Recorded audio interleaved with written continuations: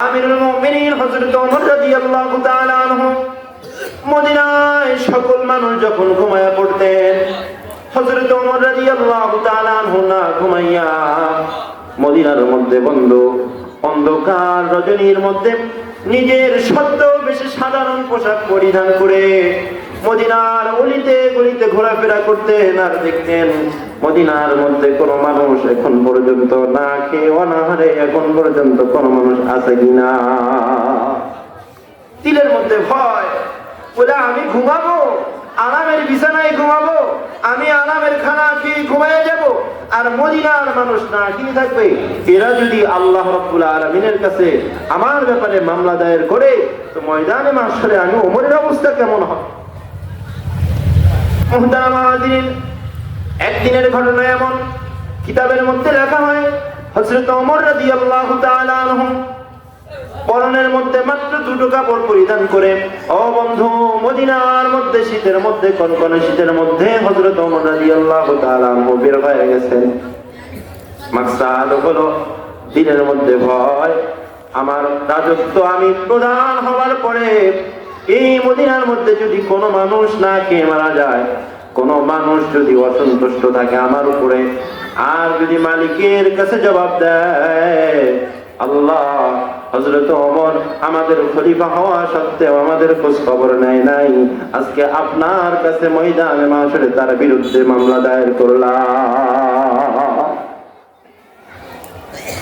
এই জন্য ঘর থেকে বের হয়ে গেছেন। বন্ধুগণ, আমার ঘর থেকে বের হয়ে যাবার পরে আমিরুল মুমিনিন হযরত ওমর রাদিয়াল্লাহু তাআলা আনহু মদিনার অলিতে গলিতে ঘুরে আর দেখে মদিনার মানুষ আরামে ঘুমায়। দিলের মধ্যে বড় তৃপ্তি এসে যায়, আল্লাহ রাব্বুল আলামিন বুঝি আমার উপরে সন্তুষ্ট আছেন। কিন্তু বন্ধুগণ, কিছুক্ষণ যাবার পরে আমিরুল মুমিনিন হযরত ওমর রাদিয়াল্লাহু তাআলা আনহুর কানের মধ্যে বাচ্চাদের কান্নার আওয়াজ পৌঁছে যায়। এমন আওয়াজ কিতাবের মধ্যে লেখা হয় যাকে আর্তনাদ বলা হয়।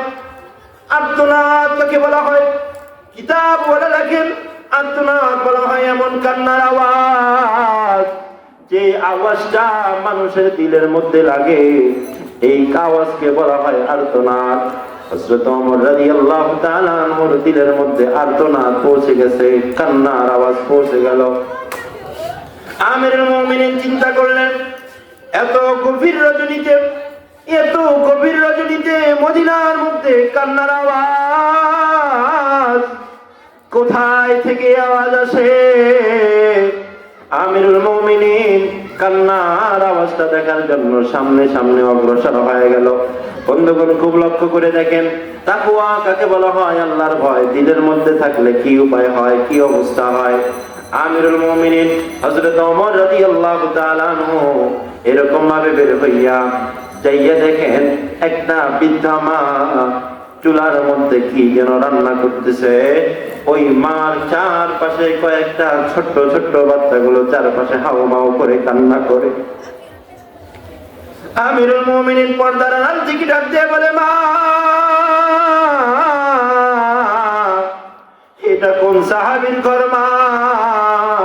সারা মদিনার মানুষ ঘুমায়, আপনার বাচ্চারা কেন কান্না করে? মদিনার সকল মানুষ ঘুমায়, আরামের বিছানায় সকল মানুষ ঘুমাইতেছে এত গভীর রজনীতে।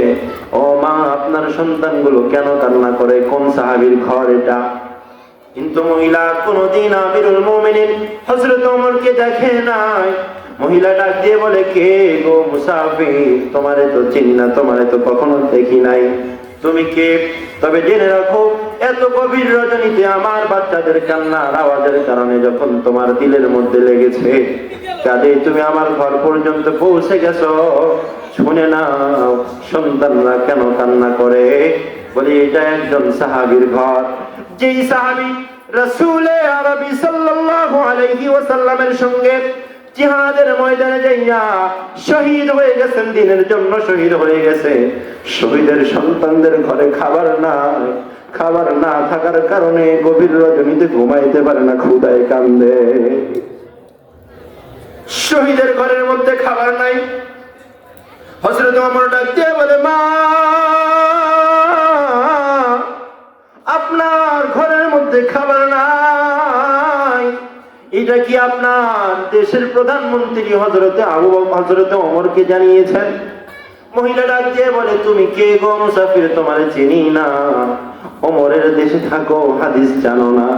আল্লাহ রাসূল সাল্লাল্লাহু আলাইহি ওয়াসাল্লামের একটা হাদিস তুমি দেখাইতে পারবা না যেই হাদিসের মধ্যে আল্লাহ রাসূল সাল্লাল্লাহু আলাইহি ওয়াসাল্লাম বলেছেন, যে ব্যক্তি দেশের প্রধানমন্ত্রী হবে, যে ব্যক্তি সরকার প্রধান হবে, যে ব্যক্তি মেম্বার হবে, যে ব্যক্তি চেয়ারম্যান হবে, যে ব্যক্তি উপজেলা চেয়ারম্যান হবে, যেই লোকটা কি হবে, এমপি হবে, মন্ত্রী হবে, তাদের কাছে জনগণ যাইয়া বলবে, আমার ঘরে খাবার নাই, আমার একটু খাবার দেন, এমন হাদিস নবীজি কখনো জিন্দেগিতে বলে না। রাসূল কোনটা বলেছেন? আল্লাহ রাসূল সাল্লাল্লাহু আলাইহি ওয়াসাল্লাম হাদিসের মধ্যে ইরশাদ করেছেন, তোমাদের মধ্যে যেই লোকটা মেম্বার হবা, তোমাদের মধ্যে যেই লোকটা সরকার প্রধান হবা, তোমাদের মধ্যে যেই লোকটা এমপি হবা, যেই লোকটা মন্ত্রী হবা, তোমাদের জন্য দায়িত্ব, তোমাদের জন্য কর্তব্য হলো, তোমার এলাকার মধ্যে যতগুলো মানুষ আছে, কোন লোকটার কি অবস্থা, কোন লোকের ঘরে খাবার নাই, কোন লোকটার স্বামী নাই, বিধবা কার্ড দরকার, কোন লোকটার ঘরে খাবার নাই, একটা জিয়ারের কার্ড দরকার, এইটা জনগণ তোমার কাছে যাইবে না, বরং যে ব্যক্তি নেতা হবে, নেতার জন্য আবশ্যক হলো জনগণের ঘরে ঘুরে ঘুরে তাদেরকে তালাশ করে তাদের কাছে প্রাপ্যটা পৌঁছাইয়ে দেওয়া। এটা ইসলাম শিক্ষা। মহিলা ডাক দিয়ে বলে, ও মুসাফির, কে তুমি? তোমারে চিনলাম না, তবে ওমরের দেশে থেকে হাদিস জানো না, এটা কেমন হলো? হযরত ওমর চিন্তা করে, না জানি এই মাটা আবার কোন হাদিস জানে। ডাক দিয়ে বলে, মা, আপনি কোন হাদিস জানেন না একটু বলে দেন। সঙ্গে সঙ্গে মহিলা ডেকে বলে, আল্লাহ রাসূলের 23 বছর জিন্দেগিতে কোনোদিন বলে নাই যে লোকটা নেতা হবে, যে লোকটা সরদার হবে, সে তার কাছে জনগণ যাইয়া বলবে আমার ঘরে খাবার নাই, এমন কোন কথা রাসূল বলেন নাই। বরং আল্লাহ রাসূল বলেছেন, যেই লোকটা সরদার হবা, যেই লোকটা এমপি হবা, যেই লোকটা মন্ত্রী হবা, তোমাদের জন্য দায়িত্ব কর্তব্য হলো তোমার এলাকায় যত মানুষগুলো আছে সকলের যাইয়া ঘরে ঘরে গিয়ে খোঁজ খবর নেওয়া। এটা রাসূলের আদর্শ। মহিলা ডাক দিয়ে বলে, মুসাফির, কে তুমি? তোমারে চিনি না, তবে জেনে রাখিও, ময়দানে মাশরে আল্লাহ রাব্বুল আলামিনের দরবারে আমি আমার সন্তানদের পক্ষ থেকে মহান আল্লাহ রাব্বুল আলামিনের দরবারে খলিফাতুল মুসলিমিন হযরত ওমরের ব্যাপারে মামলা করব। আরে বলে হযরত ওমর রাদিয়াল্লাহু তাআলা বলতেছেন, কেন গো মা মামলা করবা? বলে যে হযরত ওমর জানে না এটা শহীদের ফ্যামিলি, আল্লাহর রাসূলের সঙ্গে আমার স্বামী জিহাদে যাইয়া শহীদ হয়ে গেছে, দ্বীনের জন্য নিজের জীবন কুরবানি করে দিয়েছে। আজকে শহীদের সন্তানরা খাবার খাবে, খাবার খাবার মতো ঘরের মধ্যে কোনো খাবার নাই, ময়দানে মাশরে আল্লাহর কাছে এই মামলাটাই করব। আল্লাহ, শহীদের সন্তানের ঘরে হযরত ওমর খাবার পৌঁছাইতে পারে না, আল্লাহ, শহীদ বাবার সন্তানেরা ক্ষুধার কারণে কষ্ট করেছে, মদিনার সকল মানুষগুলো আরামের বিছানায় ঘুমায়, আল্লাহ, শহীদের সন্তানরা খাবার না থাকার কারণে ঘুমাইতে পারে না, আমি ময়দানে মাশরে আল্লাহ তাআলার কাছে জবাব দিব, আল্লাহ তাআলার কাছে ময়দানে মাশরে মামলা দায়ের করব। হযরত ওমর রাদিয়াল্লাহু তাআলা আনহু সেখান থেকে সঙ্গে সঙ্গে চলে গেলেন বাইতুল মালের মধ্যে যাইয়া গোলামকে ডেকে বলে, খুবই তাড়াতাড়ি আমার মাথার মধ্যে একটা বোঝা আটার বোঝা মাথার মধ্যে উঠায় দাও। গোলাম ডাক দিয়া বলে, আমিরুল মুমিনিন, আপনি না অর্ধ জাহানের বাদশা। আল্লাহু আকবার বলে, আপনি তো অর্ধ জাহানের বাদশা, আপনি খলিফাতুল মুসলিমিন, আপনি মদিনার গভর্নর, আপনি মদিনার বাদশাহ, আপনি মাথার মধ্যে বোঝা নিবেন, এটা হতে পারে না। বোঝাটা আমার মাথায় উঠাইয়া দেন। কোথায় নিয়ে যাইতে হবে বলেন, আপনি সামনে রাহাবাড়ি করেন, আমি আপনার সঙ্গে বোঝাটা নিয়ে দিব। হযরত ওমর বলেন, না, আজকে আমি বাদশা হবার কারণে আমার বোঝা তোমার মাথায় উঠাইয়া দিলে কি হবে? ময়দানে মাশরে যখন আমার ব্যাপারে মামলা করা হবে, ওই দিন কিন্তু তোমাদের কাউকে তালাশ করে পাওয়া যাবে না। এই জন্য আল্লাহ রাসূল সাল্লাল্লাহু আলাইহি ওয়াসাল্লাম বলেন, সুইলা রাসূলুল্লাহ সাল্লাল্লাহু আলাইহি ওয়াসাল্লাম আন আকসারি মা ইদখিলুন নাস আল জান্নাহ। নবী করিম সাল্লাল্লাহু আলাইহি ওয়াসাল্লাম কে বলা হলো, ও নবীজি, কোন কারণে বেশিরভাগ মানুষ জান্নাতি হবে? আল্লাহর রাসূল বলেন, দুইটা গুণ যে ব্যক্তি অর্জন করতে পারবে, এই দুই গুণ অর্জন করার কারণে আমার আল্লাহ ব্যক্তিটারে জান্নাতে প্রবেশ করায়া দিবে।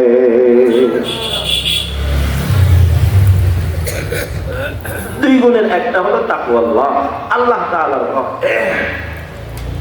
আল্লাহ রাব্বুল আলামিনের ভয়। মুহতারাম হাজিরিন, হযরত ওমর রাদিয়াল্লাহু তাআলা আনহু নিজেই আটার বোঝাটা মাথায় নিয়ে মহিলার ঘর পর্যন্ত পৌঁছায় গেছেন। আল্লাহু আকবার বলে। আমার আপনার দেশের যদি মানে মেম্বার আর চেয়ারম্যান হয়তো, আটার বস্তা অন্যর গরিবের বস্তাগুলো নিজের ঘরের মধ্যে ঢুকে নিজের বস্তা অন্যর ঘরে যাওয়া কখনো সম্ভব না। কথা বলেন ঠিক না বেঠিক? এই জন্য পার্থক্য আছে। ইসলাম, একমাত্র আল্লাহ রাব্বুল আলামিনের কাছে পছন্দনীয় ধর্মই হলো ইসলাম। আর ইসলামকে সব জায়গায় সেট করবেন, সব জায়গায় কামিয়াব হয়ে যাবেন, কোন জায়গায় পিছপা হবেন, হোঁচট খাবেন না। ইসলাম যদি দুনিয়ার সব জায়গায় থাকে, রাষ্ট্র ব্যবস্থায় যদি ইসলাম থাকে, সমাজ ব্যবস্থায় যদি ইসলাম থাকে, তাহলে বিধবা কার্ড আর জিআরের চাউলের জন্য হাজার হাজার এই আমাদের দেশের মা বোনদেরকে, গরিব অসহায় মানুষদেরকে এমপি মন্ত্রী আর মেম্বার চেয়ারম্যানের পিছে পিছে ঘুরতে হবে না। কথা বলেন ঠিক না বেঠিক? মুহতারাম হাজিরিন, যে কথাটা বলতেছিলাম, হযরত ওমর রাদিয়াল্লাহু তাআলা নিজেই বোঝাটা বহন করে মহিলার ঘর পর্যন্ত চলে গেছে। যাইয়া মাকে ডাক দিয়ে বলে, মা, এই যে আটার বোঝা এনে দিয়েছে, আপনি খান, আপনার সন্তানদেরকে সুন্দর করে রুটি বানিয়ে খাওয়ান, খাওয়ায়ে রাতে ঘুমাইয়ে দেন। তবে একটা কথা শুনে রাখেন, আগামীকাল ফজরের নামাজের পরে আমিরুল মুমিনিন হযরত ওমর আপনাদেরকে সকলকে তার বাসস্থানে মসজিদে নববীতে যাইতে বলছেন। মজার বিষয় হলো, এই কথা যখন হযরত ওমর রাদিয়াল্লাহু তাআলা আনহু শেষমেশ বলে গেছেন, আত্মা তো আসমানে উঠে গেছে। এবার বৃদ্ধ মা চিন্তা করলেন, আরে এতক্ষণ যার সঙ্গে মোকাবেলা করতেছিলাম, যার সাথে কথা বলতেছিলাম, নিশ্চয় ইনিই হবেন হযরত ওমর রাদিয়াল্লাহু তাআলা।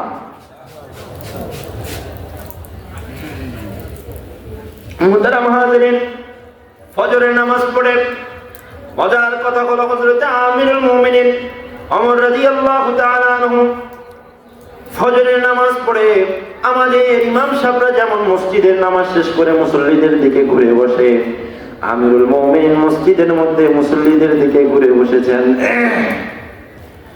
ঘুরে বসে ডাক দিয়ে বলে, মদিনার মানুষ কেউ উঠবে না, ও মসজিদে নববীর সকল মুসল্লিরা শোনো, তোমাদের সকলের সামনে আজকে একজন অপরাধীর বিচার করা হবে। তোমাদের সকলের সামনে আজকে একজন বড় অপরাধীর বিচার করা হবে। মদিনার সাহাবা আজমাইন চিন্তা করলেন, না জানি আজকে কে কত বড় অপরাধ করেছে, সকলের সামনে মসজিদে নববীর মধ্যে তার বিচার করা হবে। হযরত ওমর রাদিয়াল্লাহু তাআলা আনহু একজন সাহাবীকে ডাক দিয়ে বললেন, মদিনার এত নম্বর ঘর, এত নম্বর রাস্তা, একজন বিধবা মহিলা আছে, ওই বৃদ্ধ মহিলার কয়েকজন সন্তান রয়েছেন, ওই সন্তানগুলোকে সহ মাটাকে সহ মসজিদে নববীর মধ্যে নিয়ে আসো, তোমাদের সকলের সামনে একজন বড় অপরাধীর বিচার করা হবে। সাহাবা আজমাইন রাদিয়াল্লাহু তাআলা চিন্তা করলেন, আল্লাহ, না জানি এই ফ্যামিলি হযরত ওমরের সঙ্গে কি অপরাধ করেছেন, যে অপরাধের কারণে সকল মদিনাবাসীর সামনে বিচার করা হবে। খুবই লক্ষ্য করে শোনেন বন্ধুগণ আমার, এই যে আমরা মাথার মধ্যে পাগড়ি পরি, হযরত ওমর রাদিয়াল্লাহু তাআলা আনহুর মাথার মধ্যে পাগড়ি ছিলেন। পাগড়িটা বন্ধুগণ এরকম ভাবে, পাগড়ির দুইটা মাথা, একটা মাথা নিজের গলার সঙ্গে এরকম ভাবে সুন্দর করে বন্ধু লাগাইয়া দিলেন। আর সাহাবায়ে কেরাম দেখতেছিলেন, না জানি আজকে কত বড় বিচার হবে। বন্ধুগণ আমার,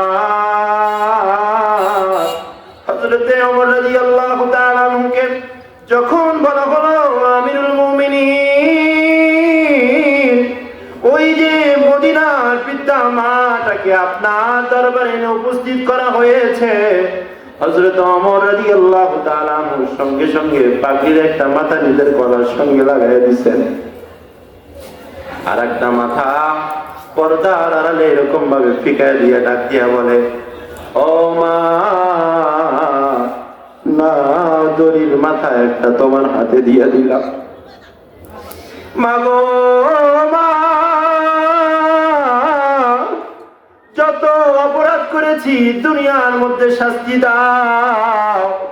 অপমানিত গোলামের ন্যায় মদিনার প্রত্যেকটা অলিতে গলিতে নিয়ে আমারে অপমানিত গোলামের ন্যায় টানতে থাকো। মদিনার মধ্যে এলান করে দাও, রাষ্ট্রপ্রধান হলে, মেম্বার চেয়ারম্যান হলে, রাষ্ট্রের দায়িত্ব নেওয়ার পরে জনগণের হক আদায় না করলে তাদেরকে এভাবে শাস্তি দেওয়া হয়।